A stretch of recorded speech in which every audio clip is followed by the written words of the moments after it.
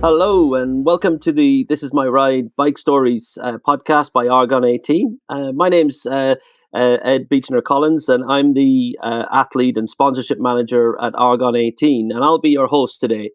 I've got some great guests today. I'm joined by Joss Lowden and Ashton Lambie, and we'll let those guys explain who they are and what they've done recently. But obviously, we're really excited to have Joss and Ashton together with us today to talk a little bit about. Obviously, we don't have enough time to talk about all the things that these guys have done, but recently there's some stuff I'm sure you'll find interesting and have a good listen.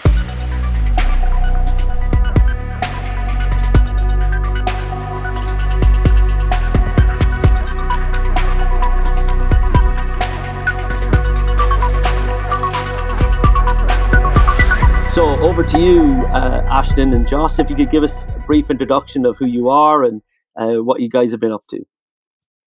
Yeah, my name's Ashton Lambie. Most famously known for the sub 4 world record. That's what I did this summer.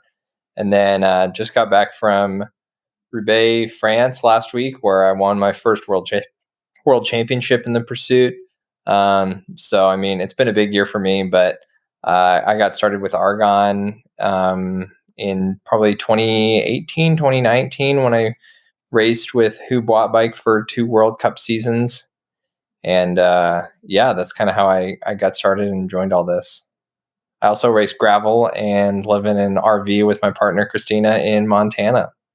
Oh, wow, thanks, Ashton. And Joss, over to you. Hello, thanks for having me. I'm Joss Lowden. I'm a British road cyclist, really, and time trialist. That was sort of convinced, against my better judgment, to have a go at the hour world record by my other half, who's Dan Bigham, who used to run the Hugh Watt team that Ashton rode for. So he convinced me to do the hour world record, which I recently just broke back in the end of September in Grenchen. I sort of fitted that into a pretty busy race season, racing on the road, and then with sort of worlds and all sorts of things. So it's been pretty busy. Excellent. Thanks very much, Josh and Ashton, for that. I guess it might be quite useful to go back a little bit because I've got a little story, and unfortunately, Dan couldn't join us today because he's, as we all know, Dan is always busy. So, but I'll maybe explain from an Argon perspective how we actually got to work with each other. But I met Dan a few years ago prior to all this talk of records and stuff like that. And we've obviously been supporting and working with the Hub Watt Bike team, and we were proud to sponsor the team with the Argon track frames. And obviously that's where it all started, I guess. And also with our other product, the no-show device was also part of that conversation. And I think that's quite a useful tool that Dan has put to use in all the things that he has done. But I guess maybe Ashton, you could explain where all this conversation about these records came about, because there was a plan, I think, pre-COVID for you guys to go and do a bunch of these things, but unfortunately things got in the way. So could you explain that? So when we were racing with Who Bought Bike, it was like the best events we could go to were World Cups. So you had to race for a country to go to World Championships. And at that point, we weren't able to race as a full squad because I'm American, those guys are British. So it was a little bit of a split up, and then the UCI had a rule change for a little bit where trade teams, which is what we were, weren't allowed to race in World Cups. And so what we decided to do was to go to this super fast track in Bolivia, where I had set the record in 2019 at Pan American Championships, set the world record there. And it's at altitude. It's like 2,000 meters. 2,600. What is it, Joss? I think 2,650 or something like that. Yeah. It's super high. Really high, yeah.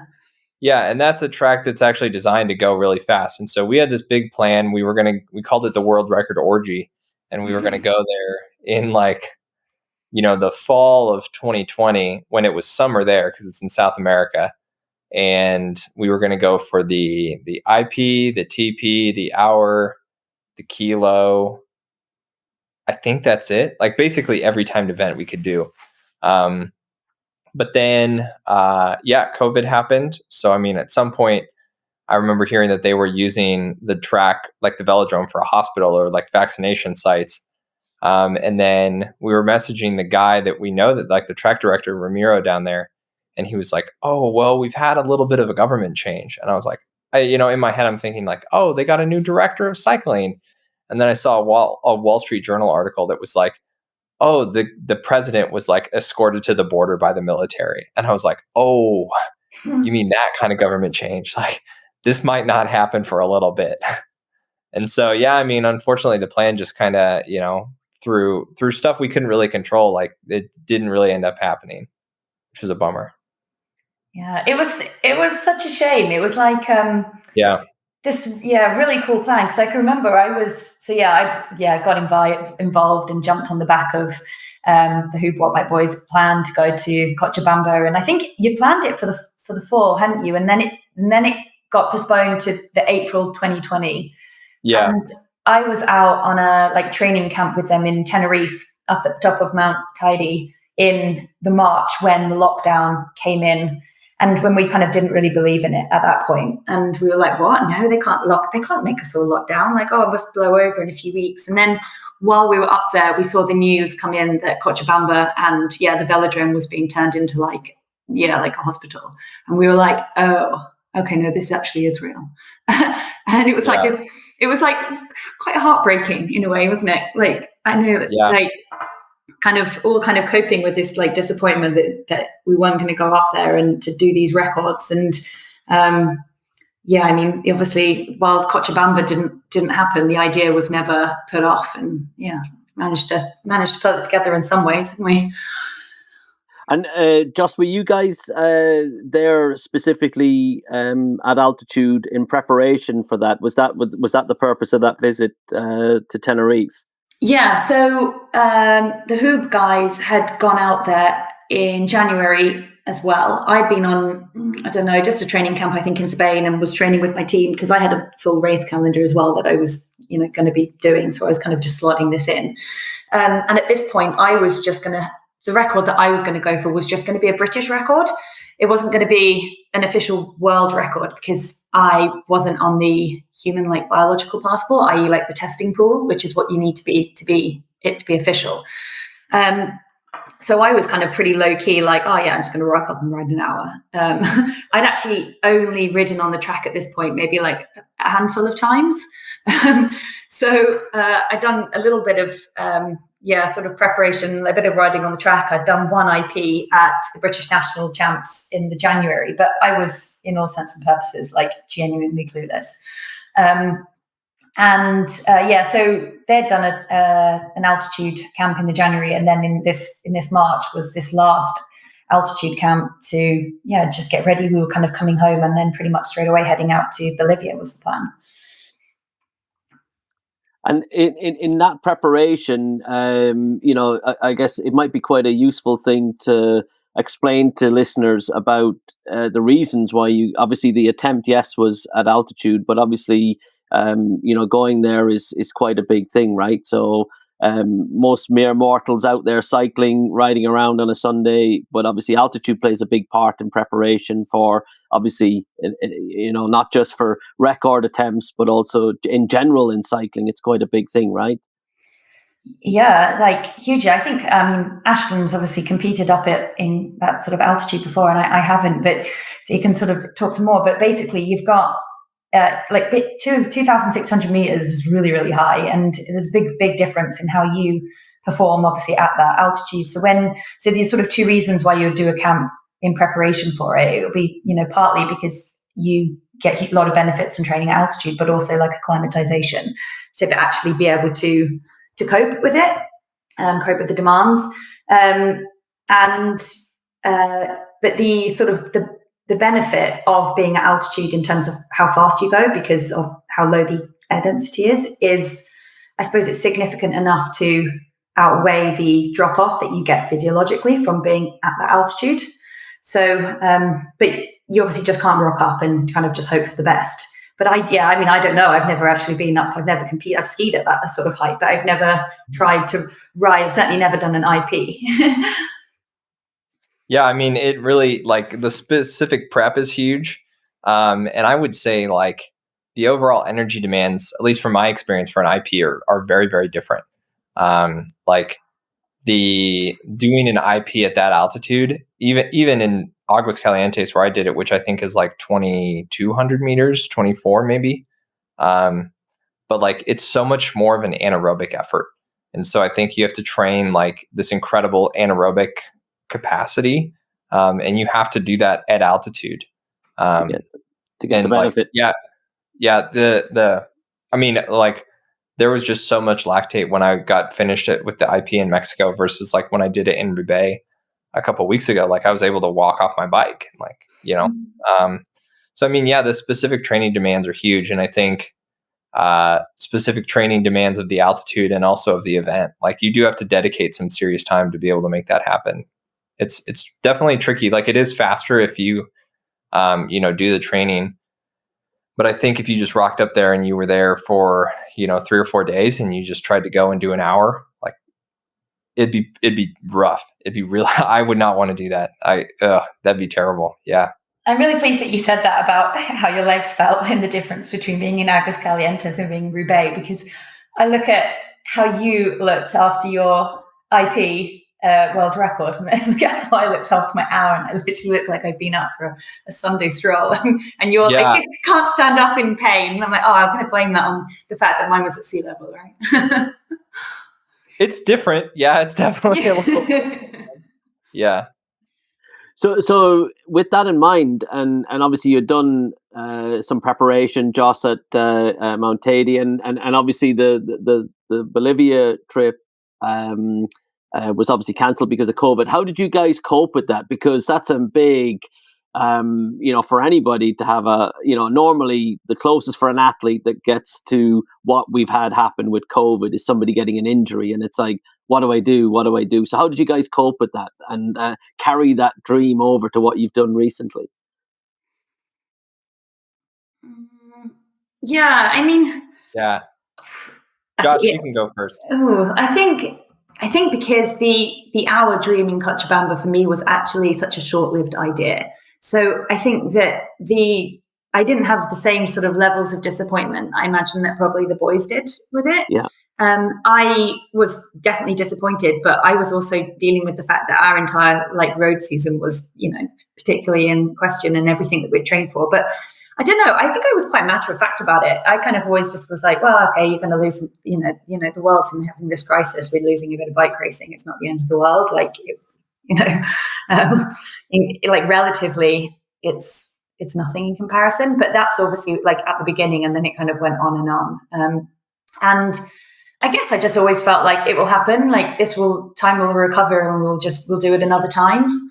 That's a bit of a boring, not very dramatic answer, but I think that was the case, really. And did you keep, obviously from a training perspective, you without any racing happening, and obviously this delay to these attempts, was that quite difficult as well, sort of maintaining, because you're not really working towards anything immediate with the racing curtailed because of COVID, and obviously the records too?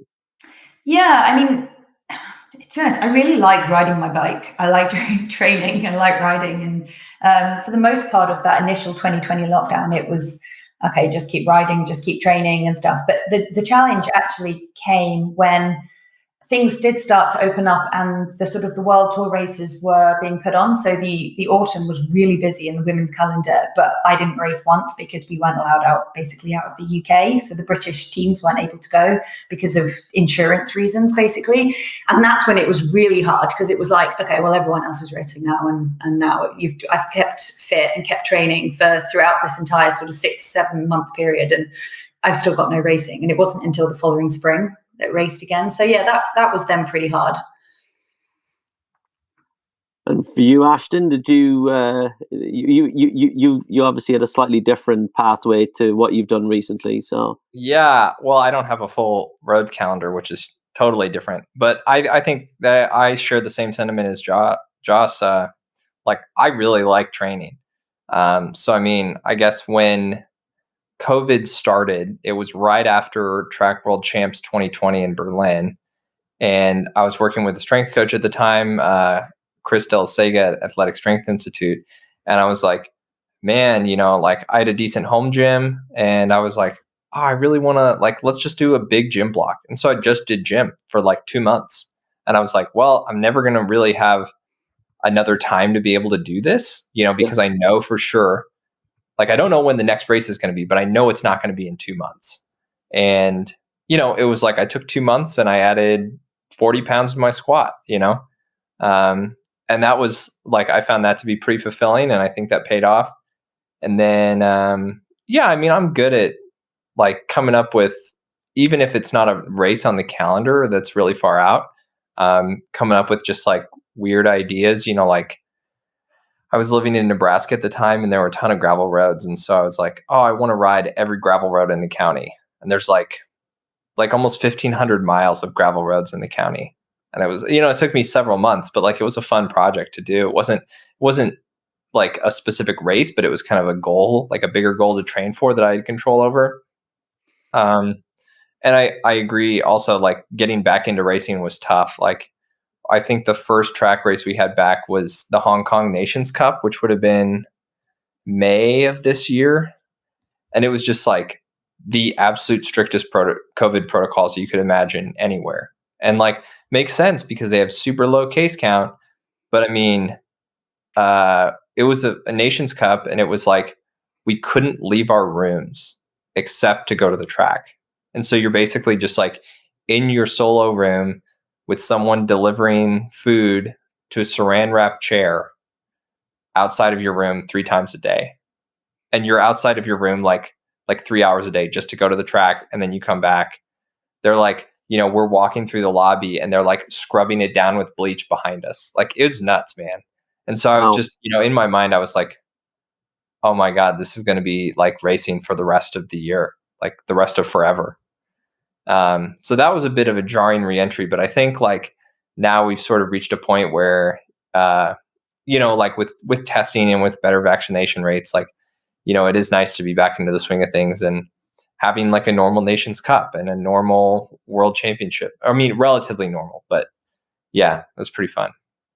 That's interesting you say that about coming up with like weird ideas as well, because actually one thing that the lockdown and sort of that period did give us was a lot of time. This is us when I say like Dan and I, to work on some pretty wacky ideas that we were able to sort of, I suppose, use for the hour. But we just came up with kind of like interesting projects to get stuck into. So we were trying to make our own pair of like carbon shoes, which meant that we made these really weird. I saw that. Yeah. Did you see our weird feet? I saw the feet. Yeah, but that's kind of the good part about that. You don't normally get the bandwidth or the time to do those weird ideas. No, and it was like, so we're going to try and work out, the best way to get the absolute best mold of our own feet. And so it was like, first of all, we tried this like plaster of Paris, like wrapping like these bandages like soaked in plaster of Paris like around our feet to try and get like the shape. And then we got this other stuff called like some sort of like alginate, which is basically like green goo. And we put that in a bucket and stood in there. We kind of came up with all these different ways to get like really weird molds of our feet. But we're clearing everything out at the moment because we're going to move to Andorra. And Dan's like picking these feet up. Like, do you think anyone will want to buy them? I'm like, well, no. Yes. 100% people will want to buy those. Yeah, if anyone wants to buy like a weird sort of plaster of Paris mold of my foot, it's for sure. It's missing a toe. Not because I'm missing a toe. Because so was that a decision Dan made just for aerodynamics? It was purposely done? It was. We were sort of thinking like kind of like your shoes obviously come into it in a big way, but also not just for the aerodynamics, but for like how stiff the shoe is. And so that was kind of the idea behind kind of trying to make our own carbon shoes. And I mean, we did a lot of like tire testing, sort of set up this rig in the kitchen And Dan would sort of sit there and number crunch while I was like, I suppose, the guinea pig in the hamster wheel, and we just tested like tire after tire after tire. So we kind of, just, I don't know, used the time effectively. And I think that probably quite a lot of ideas that came out of that period that we were able to use. We love testing stuff in the kitchen, man. Yeah, always some of the best things, right, have come out of it. I think also as well that the time the people had, as you say, like testing different things, but also having that break from racing as well is, while you want to be racing and you want to be training and focused, I think potentially has done people has given people a boost in certain areas when they come back to racing. Whereas typically what happens, of course, is people have a full season, then they recover, go again. Whereas I guess for some people it's been quite useful more than just as you say, developing things or trying different things. And I guess moving on from that, when did you guys start to focus back on the records themselves then? Because obviously that came up earlier this year and quite recently. So when did you start to prepare and make a decision? Because obviously there's a whole load of things that go into the records that perhaps a lot of our listeners may not be aware of. It's an organizational nightmare is probably the wrong word, but logistical operation. Logistical operation. Big operation. Yeah, Ashton, go for it. I mean, so mine kind of started after that Hong Kong Nations Cup. When I got a 4:05 there, like it was for all the factors that were involved in that, I felt like that was a pretty good time. And that was kind of when I started thinking like, oh, okay, this could be possible. And part of my record attempt was tagging on with a group of other international riders that went down there to do like either national records or age group nationals or just age group world records down there. So Aguas Calientes has like a pretty good infrastructure to handle those kind of like people coming in, they're familiar with doing hour records. I mean, like Dowsett's down there doing the hour record right now.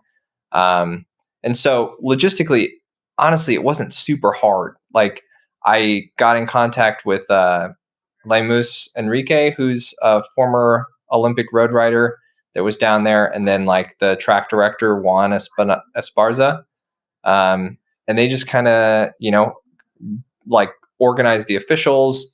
It was talking with the UCI and USA Cycling to make it happen, but it was kind of one of those where just because it is South America, it was like we'd kind of picked this date to do it in August, and then it was like, well, is it going to happen? Like, should we book tickets yet? And so I was sort of training like it was going to happen, but you're never 100% sure until you're like on the track with the clock counting down. Like at any point, anything could have just nixed it. So, I mean, it was a long process, but we had a lot of people helping to pull it off. It was good. Yeah, that's quite funny that you say that. Like your realization of what you're doing kind of hits you. Like there's a moment, isn't there? And you're like, oh God. This is it, man. What have I committed to? For me, I think it was when I walked into the little apartment that we'd booked in Grenchen. I'd just come from Worlds and I was so tired.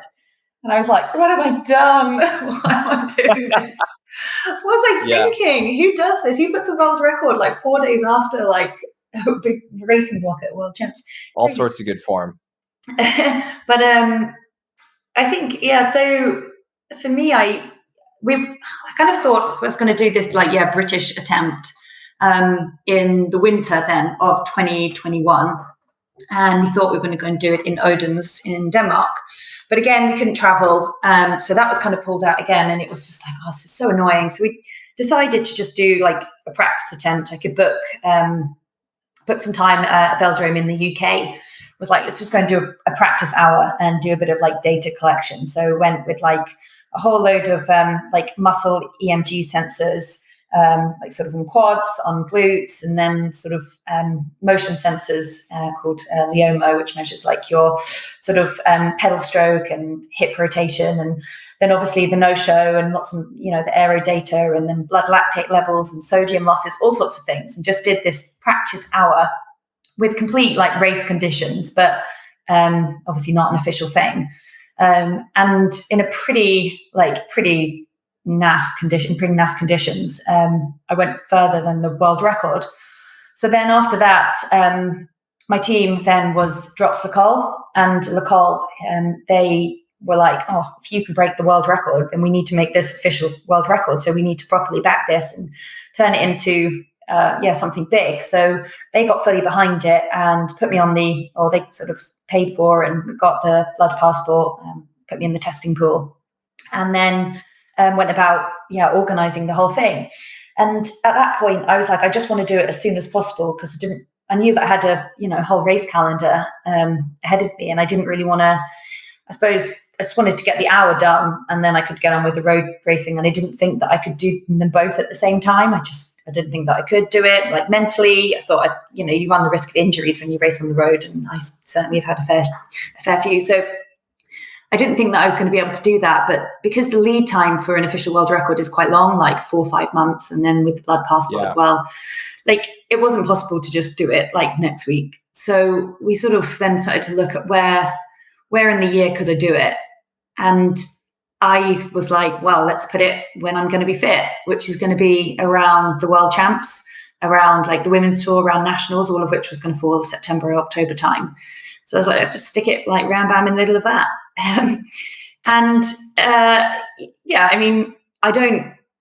I don't think it was actually like I was in the best form as I possibly could have been, like given where it was. But I think that it was good enough to do what I needed to do. And I think that, because I tried to do it in the middle of a race season, you just have to try and, I suppose, manage everything that's around you. It's not easy at all. Just do it as best as you can, really. And that's what kind of happened. Mm-hmm. So, can you guys explain to our listeners exactly what because I purposely didn't mention at the beginning, I said records, but to just put it in context, maybe, talk a little bit around what you guys have actually gone and broken. And, obviously 2 different distances, but it'd be really good to have listeners understand. And the other thing I would like to know as well is, and Joss, as you've just been pointing out there, you had the sort of difficulty of trying to balance, your job of racing on the road and that commitment, and then also had this sort of, as you mentioned a couple of minutes ago, oh no, I'm now at this apartment in Grenton and I've got to go and do this tomorrow. So I think it might be really useful to sort of say, okay, we're there, we're going for it, but let's talk a little bit about what you guys actually did, and I think it's absolutely amazing. But I'd like to hear from you guys. Okay. So I guess mine was the hour world record, which had previously been set by Vittoria Busi in Aguas Calientes, actually, and she rode 48.007 kilometers. When I met Dan, he had sort of ran some numbers, 'cause he's got a spreadsheet for everything, and was like, I think you can do this. So just get you on the track, turn you from a road racer, done some time trialing, but let's turn you into track rider, really. And my track experience was quite low, but the hour itself, it was pretty daunting, and I didn't have much track time in the build up to it. I had to, spent some time on my TT bike because I was doing the TT and team time trial at Worlds, and then arrived in Grenchen in Switzerland, where we decided to do it. And in the days beforehand, I was having like serious doubts because I just didn't feel good. I don't sleep that well, and especially when I'm racing. And I basically had about 10 days at Worlds where I hadn't slept, is what it felt like. And I just had this complete meltdown and was like, like I said before, like, what am I doing? What have I committed to? And my style has always been to kind of do things like pretty under the radar, like keep my head down and not like massively into huge amounts of like media attention. And I knew that this was going to be sort of live on Eurosport, and Lacole had planned, quite a lot to make it quite a big thing. And it just filled me with absolute dread. I was just, super, super nervous about it. But then like the night before or the day before, I got on the track to do like my pre-race ride, basically like a bit of a sort of like openers in a sense. And I did like a 15-minute block on the track at record pace. And I was like, oh, if someone told me I had to do an hour right now, like, how would I feel about it? And I was like, okay, I think I can do it. And so that was like a really nice feeling, because I knew I wasn't going to do like my best ever ride, but I knew that I knew I could do it. And yeah, so the day came, and I was actually like super relaxed about it. And I did 40. Oh, do you know something? This is going to be so bad. What the hell? What did I do? 48,405, I think.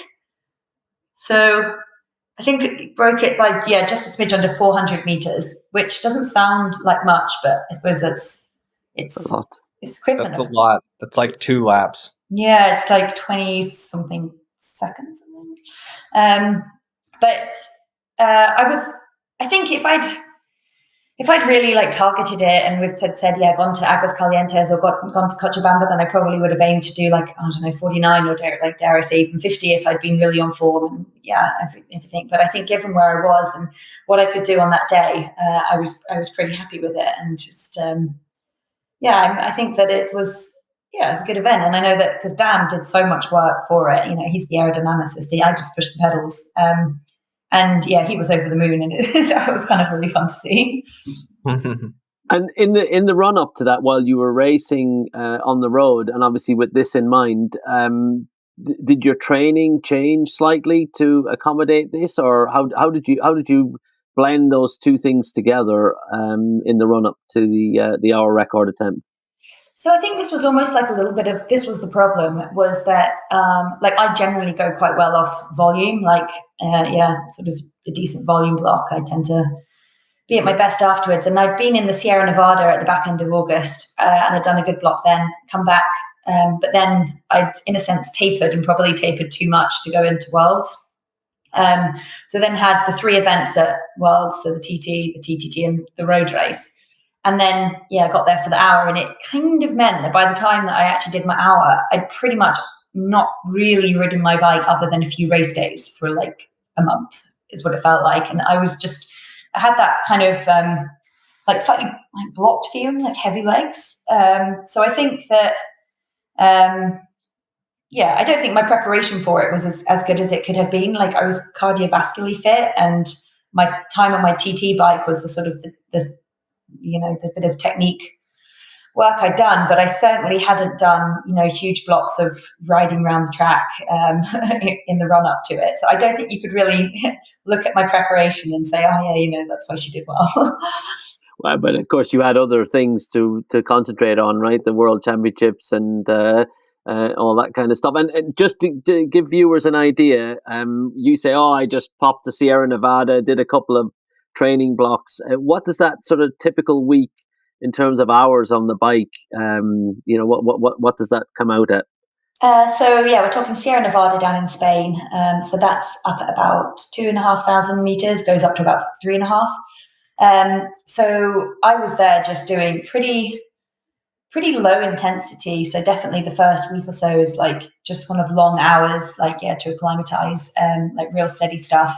And so you're knocking up that's quite a lot of hours. I think probably like 21, 22 hours in the week. And then sort of in the back end of the trip I go down a bit lower and do sort of like longer, harder blocks, a bit of threshold work. It's quite a lot of hours of real slow riding, but it's quite steep down there as well. So it's real, like you're on a road bike riding slowly uphill. Like when I got home, I was like, I just want to ride on the flat. Luckily, I got that on the track. Brilliant, excellent. Well, obviously, it paid off, right? So that time there has worked really well for you. And combining, I think it's amazing how you can combine the road season and, as you say, arrive 2 days after the World Championships and do what you did. So, absolutely amazing. Thanks. Yeah, that's wild. I know that over tapered feeling. That's such a bad feeling too. It is, isn't it? And then you just think, what can I do about it? It's too late. Yeah. All I can do is go ride my bike for another 2 weeks and get rid of it. Yeah. And even now with all the technology and all the sort of things out there for various things in bike racing, there still isn't that it's still almost an art form trying to get it right. Everybody's still chasing it, I guess. So I think it's tapers are. Yeah, go ahead, Joss. I was going to say, I think it's like the fear of not being fresh when you go into a race. Like you think, I've got to taper, I've got to do less, but then you think, when do I actually go best? And it's usually actually in the middle of a training block is usually when you're flying. Yeah. I think it's really individual too. Like I know some people that go well, some people do like 2-week tapers and that seems to work. And it's so hard because you spend like all season, peaking and tapering for one event. And then if you blow it, it's just like, well, there's 6 months down the drain, or at least that's how it is for track. So from one extreme, Joss breaking the hour record, to Ashton, talk to us about your 4K attempt and breaking that infamous 4 minutes. Yeah, I mean, so I've actually broken the individual pursuit 4-kilometer world record. That's my 4th time now. So initially, I kind of got my start into track with national championship in 2017, and I broke my world record the first time in 2018. It would have been at that same track in Mexico at Pan American Championships when I think Jack Bobridge had it before at like a 4:10 something, and I dropped it to a 4:07. And then lowered it a couple more times the next year when we were in Bolivia. And then Filippo Ganna, who is another, incredible pursuit time trialist guy. He lowered it 2 times in 2019 and 2020 at Worlds. So then when I went to Mexico, it was it had dropped almost 9 seconds in a matter of 2 years between the two of us. And so he had ridden a 401 something. And so it was kind of one of those where like, we'd been watching this time just absolutely plummet. And it was like, okay, someone's going to go sub 4. Like who's going to be the first person to do it? And so, yeah, I mean, I was pretty excited to be able to take a good crack at it and, really put my name in the history books to make that happen.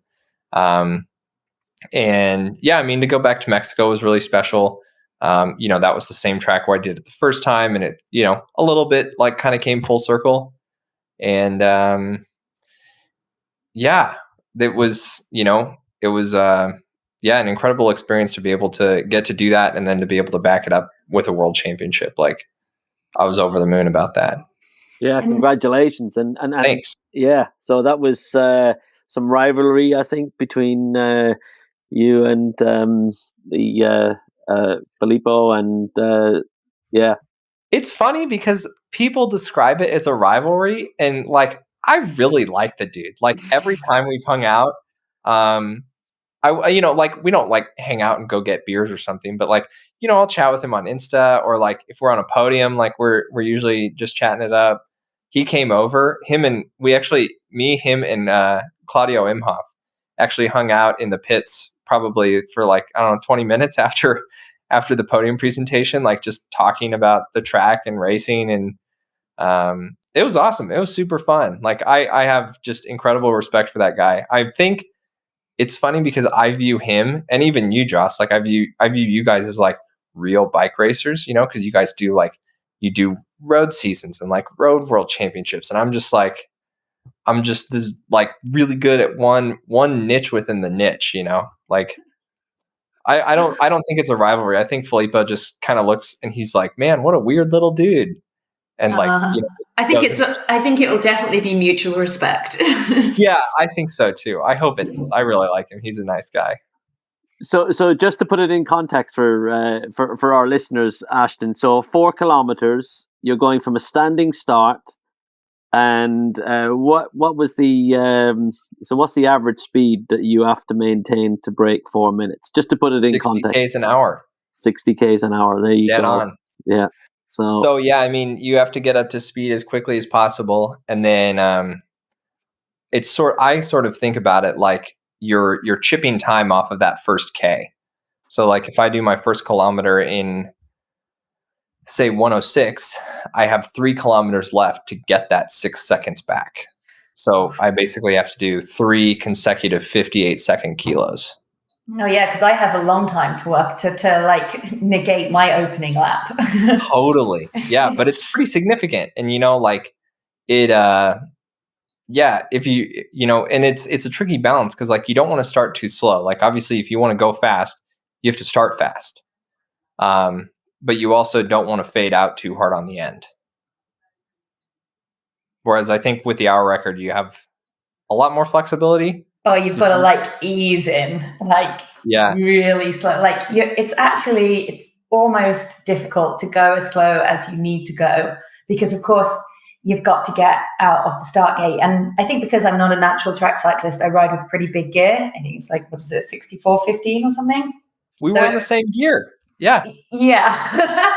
Which is for a very different speed. But that we basically just kind of reversed it. And we're like, what cadence do I want to ride? And I'm like pretty happy at like 90, 91. So like, okay, so that means that you need to ride that gear. So that's, it looks pretty slow and I'm churning around, but it's really stable.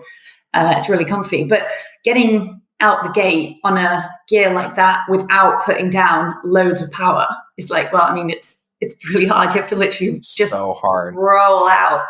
And then, you do this opening lap. And then, I mean, Dan was at the trackside because he was doing my splits and he's just shouting like, relax, because the inclination is to go quite hard, because you're like, I'm at the beginning of a race. Like, I want to go, I want to start. Yeah. You're like, I've got to literally just cruise. This first bit has to be like so slow. So it's definitely very different. Yeah. So that would explain, Ashton, your focus on a lot of strength training, because of course you need to get that bike up to speed. Whereas for you, Joss, yes, it's still a requirement to get going and everything, but you're obviously not concentrating as much because the distance and the attempt that you made is obviously a lot different. Yeah, I mean, I think there's a huge amount of value in the gym work and the strength work, regardless. But definitely. I mean, I'm almost like brakes on. So you do your first lap out the gate, and then the next lap, and then after that, it is literally like it's almost like brakes on, like slow down and relax. It's you got to maintain a pace, otherwise you're not going to make it, right? So that's the hard part as well, holding back a little bit. Yeah, you're not going to set an hour world record in the first few laps, but you could lose it if you go out too hard. It's like definitely don't want to be in the red there. And I guess another question from me. Sorry, I find it fascinating how you guys do this. But mentally, what goes through your mind when you're obviously you've got the build up to it. You're on the start gate. You go, and what's actually happening as you're going round. So. Ashton? Yeah, for me, there's not much. I mean, I don't have very much time, like if you've never done a standing start on a track bike, there's like this really specific series of steps you have to do. So, I think of like switching gears, you get through by the time you sit into turn 3, you should be like in the skis down, ready to roll. So there's those progression of steps. I always listen to the song "Come On, Eileen" before the start, because that's about the right cadence I need to do. Wow. So it's about 110 to 114 RPMs. And so then and it's got that nice slow build up. So it feels the same as the start. I can't believe that's like your motivation song. Dude, I've listened to it before the start for years. It's perfect. That's always like the song that's played like at the end of a wedding when everyone's like, oh, okay, it's time to go home. Yeah, exactly. Yeah. So that's kind of what's going through my head. And then like really trying to keep the pace on the first 2K. Cause like Josh said, like you're not going to get a world record in the first 2K, but you could lose it. And so, keeping the pace on. And then, I mean, with 2K to go, like, there's a little bit of pacing in the last K, but like no one's yelling splits to you with 3 laps to go. Like you're just sprinting. You're just trying to hang on as best as you can, for sure. But I don't know. There's probably a lot more to think about in an hour. It's kind of, it's a weird one. I guess more than anything, you're just kind of on this feedback loop of just going through all your senses, just making sure that you're kind of keeping everything in check, like your position, like how do you feel, constantly thinking about that. And then ordinarily I'm thinking about like the line I'm riding, but actually at Grenchen, it was really annoying. So these like the foam pads that go out on the coat, they are generally like foam, but in Grenchen they basically had like wooden blocks in as well. And I just got this massive fear of basically being on the black line, because quite a few times I sort of dipped down onto the coat and I would hit one and I would feel like I was going to come off my bike. It really knocked me. So then I was like, oh my God, I can't be near the black. It's because I hit them, I don't know, 3-4 times. And so whenever I just thought, okay, actually I'm starting to ride like a pretty decent line, pretty relaxed into it, and then I'd flick off a corner and then just come down and it would be like, bosh. So that's kind of messes with your head a bit. So that distracted me a lot. But I think mentally, the sort of the thing that I was like my go-to, my comfort for it was that we are sure in life that time passes. Like we know that time passes. It's inevitable. Like we can guarantee it. So it's kind of a case of just waiting for time to pass. It will pass. It will be over. Like you just kind of let it wash over. And for the first 50 minutes, that's absolutely fine. Like all the while you actually feel quite good. Time passes quite easily. Like it's not really stressful. You just kind of wait for it to pass. And then when you start to like hurt, so in the last 10 minutes of an hour, like your mouth gets really dry, your lips are really sore, you've got snot like pouring down your face, you're like sweaty, you've got pins and needles. Like it's not necessarily cardiovascularly what you're fighting, or like, you know, your legs burning, whatever. It's just all these really grim sort of effects of it. And then time just like, it feels like it stops. Like it goes so slowly. And that's when I suppose it is, the hardest point. But you just keep waiting for time to pass. Amazing. It always does. Yeah. It always does.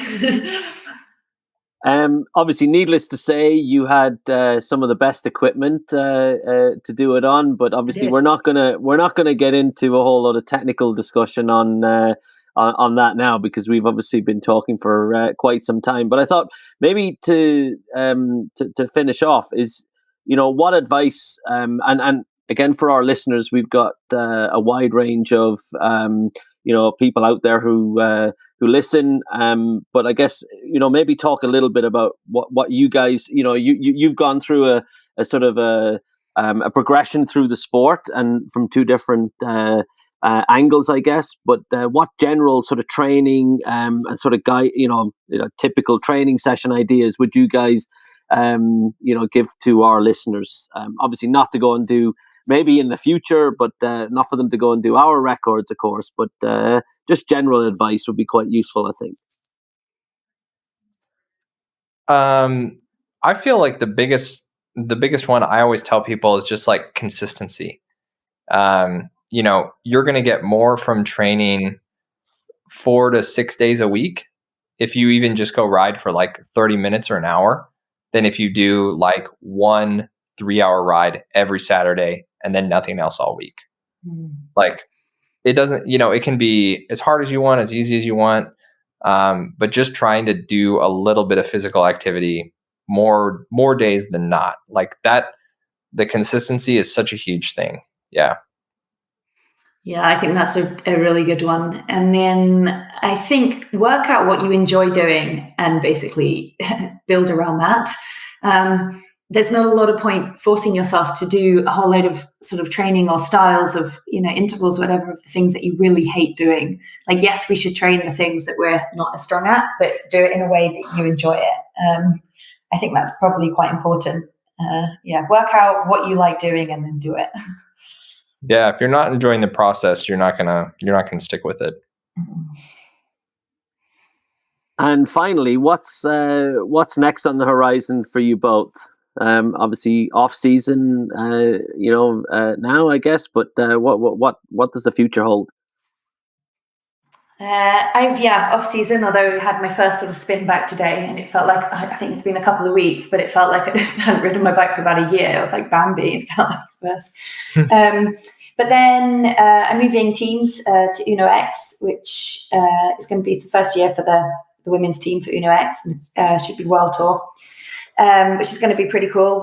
We've got the first women's Tour de France in the summer, Commonwealth Games in the mix as well. So yeah, pretty busy road race calendar for me. And I mean, there's always the question mark of whether I'll do another hour. If I got a chance to go up to Cochabamba or Aguas Calientes, I think I'd be tempted, but there's a lot of other things to fit in as well, I think. Yeah, I'm still in full gas off season. I think I've done one ride since I got back. I've got a Zwift race tonight with a Zwift team that I race with. So that'll be pretty hard to get. Hardest way I could think of to get back into it. Whoa, back off season with a Zwift race. Yeah, that's amazing. I mean, it's just community league. It's pretty chill. Yeah, but it will still be 1,000 watts from the gun, won't it? Yeah, for sure. It's going to be super hard. Yeah, so that's kind of my plan. Most of the winter will be just chill, get back into the gym a little bit. I've been doing that. That's always fun. And then my big plan next year is gravel race season and some adventure racing, ultra distance stuff. Really want to do, the big goal on the horizon is Paris-Brest Paris. It's like a big Audax that's in 2023. So that's a big push for me. And how far is that, Ashton? 1,200 kilometers. And that you stop off and have a break, right? Or you go straight through? You can. I mean, the goal is kind of to do it as quickly as possible. You have 90 hours to complete it. Whoa. Wow. So basically 4 days. I've done a 1,200K, but it's been years. So yeah, I'm excited to get back into doing that. Okay, so you definitely need a bit of off season before you attempt that. Yeah, that's the hope. Recover a little bit, lose some of that anaerobic fitness, and then gain it back the other way. Wow.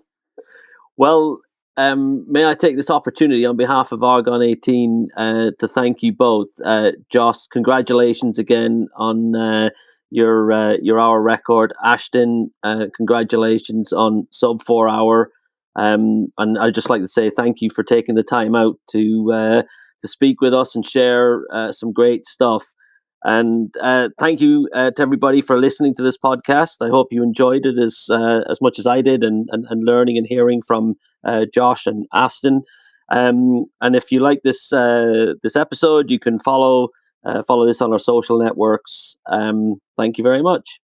Thank you. Thank you. Thanks for all your support too, guys.